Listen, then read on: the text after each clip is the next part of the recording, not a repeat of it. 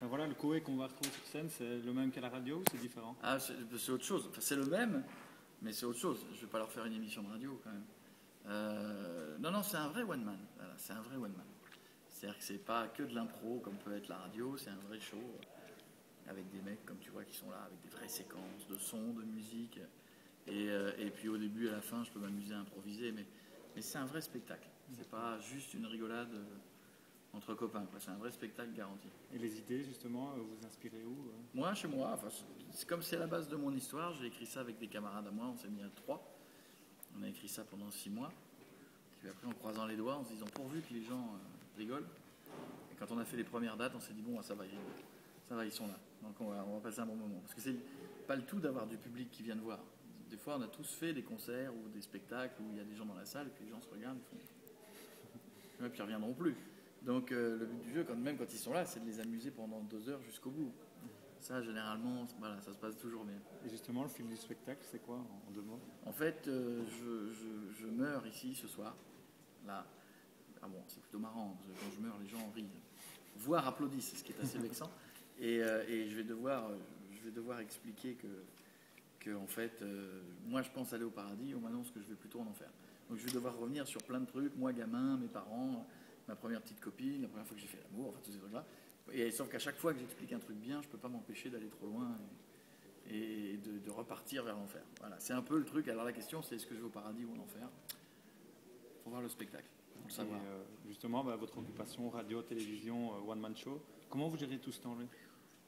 C'est un peu de gestion de temps, mais là, par exemple, tu vois, je fais le spectacle. Demain, je dois absolument rentrer à Paris. Lundi, mardi, je tourne les émissions de télé et le soir, j'ai la radio. Mercredi, jeudi, j'ai la radio et le spectacle dans 2 autres villes en France. Donc, oui, c'est velu, quoi. Ça fait des bonnes semaines.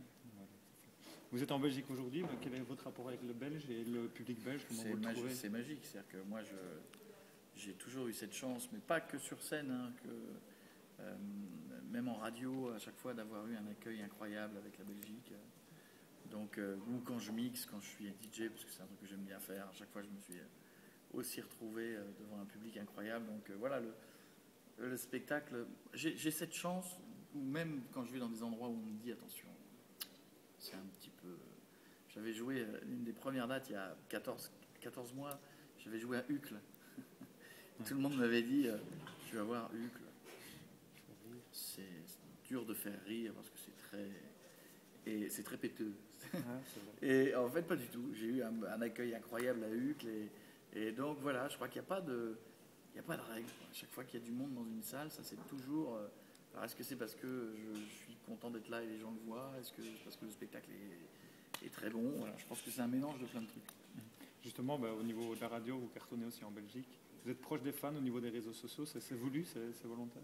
C'était pas parti pour être ça. C'est Twitter, j'ai essayé au début en me disant bon, je vais voir ce que ça donne. Et puis je me suis rendu compte que beaucoup de gens venaient, donc j'ai été obligé de m'y mettre et puis surtout de le faire vraiment. Là, on est à plus de 700 000, je crois, followers. Sur Facebook, c'est pareil. Sur Facebook, là, on va arriver vers 1,6 million. Donc, ouais, c'est un truc où on est obligé de donner des choses, de répondre des fois à du monde, de ne pas pouvoir répondre à tout le monde.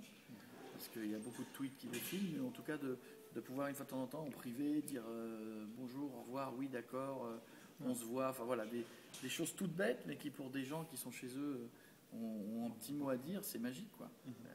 Moi, quand j'avais été plus gamin, si on m'avait dit tu peux parler à la personne dont tu es fan et lui laisser un mot et lui dire bonne nuit, il va te répondre, c'est magique, quoi. Donc là, c'est vrai que ça a permis ça. Il y a d'autres dates en Belgique qui sont prévues? Écoute, là, je crois que dans la tournée, on en a encore une qui se balade qui doit être hâte. Et ensuite, on repart à partir de septembre l'année prochaine. Je crois qu'on refera du Bruxelles, etc. Parce que voilà, donc comme ils sont là et que ça n'est que la première vraie tournée. J'ai fait Liège au mois d'octobre, je crois, un truc comme ça, en novembre. La suite de la tournée, c'est à partir de septembre. Déjà là, on va jusqu'au mois de mai, après on reprendra. Non, c'est bien. Ouais, c'est cool. Merci bien. Merci à vous. Merci.